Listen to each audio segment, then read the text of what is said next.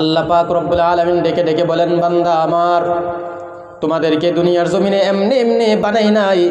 তোমাদেরকে দুনিয়ার জমিনে আমি আল্লাহ পাক রব্বুল আলামিনের গোলামি করার জন্য বানাইলাম।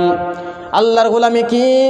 আল্লাহর গোলামি হলো সবচেয়ে বড় গোলামি হলো দুনিয়ার জমিনে আল্লাহ পাক রব্বুল আলামিন যে সমস্ত আদেশ করেছেন, যেই সমস্ত কাজ করার জন্য আল্লাহ আদেশ করেছেন, ওই সমস্ত আদেশগুলা মানা, আর যে সমস্ত কাজ করার জন্য আল্লাহ নিষেধ করেছেন ওই নিষেধগুলা মানা। টোটালি কথা হলো আল্লাহ পাক রব্বুল আলামিনের আইন 16 আনায় 16 আনাই মানা।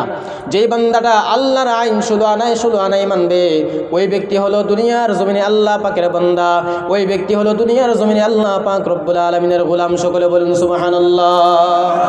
আমার আল্লাহ পাক রব্বুল আলামিন ডেকে ডেকে বলেন, বান্দা আমার, তোমরা যেমনভাবে তোমাদের নামি দামি কাজের মধ্যে যাকে তাকে নিয়োগ করো না, আমি আল্লাহ পাক রব্বুল আলামিন আমার গোলাম হিসাবে, আমার বান্দা হিসাবে যাকে তাকে আমি নিয়োগ করি না।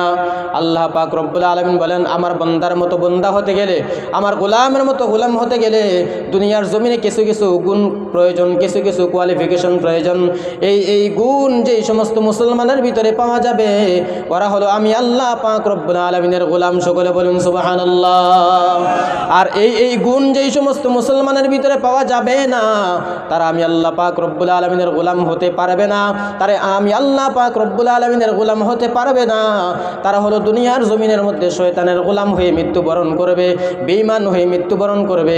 আর যারা বেঈমান হয়ে মৃত্যুবরণ করবে, যারা আমি আল্লাহ পাকের গোলাম হয়ে মৃত্যুবরণ করবে না, তারা কখনো আমি আল্লাহ পাক রব্বুল আলামিনের জান্নাত পাবে না। কথা বলেন ঠিক কিনা?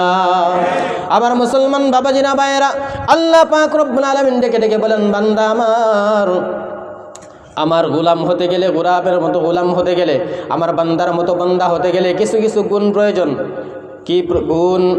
যেমনভাবে আমরা আমাদের কাজের মধ্যে যাকে তাকে আমরা নিয়োগ করি না।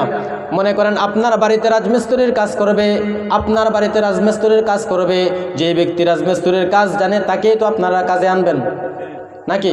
যে ব্যক্তি কাজ জানে না তাকে কি আপনারা কাজে নেবেন নাকি? না না না, যে ব্যক্তি রাজমিস্ত্রির কাজ জানে না সেই ব্যক্তি কিন্তু রাজমিস্ত্রির কাজ করতে পারবে না। যেই ব্যক্তি স্কুলে টিচিং করার কোয়ালিফিকেশন রাখে, ওই ব্যক্তি কিন্তু স্কুলের মধ্যে টিচিং করতে পারবে। যে ব্যক্তির ভিতরে স্কুলে টিচিং করার মতো কোয়ালিফিকেশন নাই, ডিগ্রি নাই, ওই ব্যক্তি কিন্তু স্কুলের মধ্যে টিচিং করতে পারবে না। কথা বলেন ঠিক কিনা? আওয়াজ করে বলুন ঠিক কিনা? আল্লাহ পাক রব্বুল আলামিন বলেন, দুনিয়ার লাইনে যেমনভাবে দুনিয়ার কাজকর্ম করতে গেলে এক একটা গুণ প্রয়োজন, এক একটা কোয়ালিফিকেশন প্রয়োজন, তেমনভাবে আমি আল্লাহ পাক রব্বুল আলামিনের গোলামের মতো গোলাম হতে গেলে, আমি আল্লাহ পাকের বান্দার মতো বান্দা হতে গেলে কিছু কিছু গুণ প্রয়োজন। কি গুণ? আল্লাহ পাক বলেন, ওয়া ইবাদুর রহমানিল্লাযীনা ইয়ামশুনা আলাল আরদি হাওনা। আল্লাহর গোলামের মতো গোলাম হতে গেলে এক নম্বর গুণ প্রয়োজন। আল্লাহ পাক বলেন, ওয়া ইবাদুর রহমানিল্লাযীনা ইয়ামশুনা আলাল আরদি হাওনা।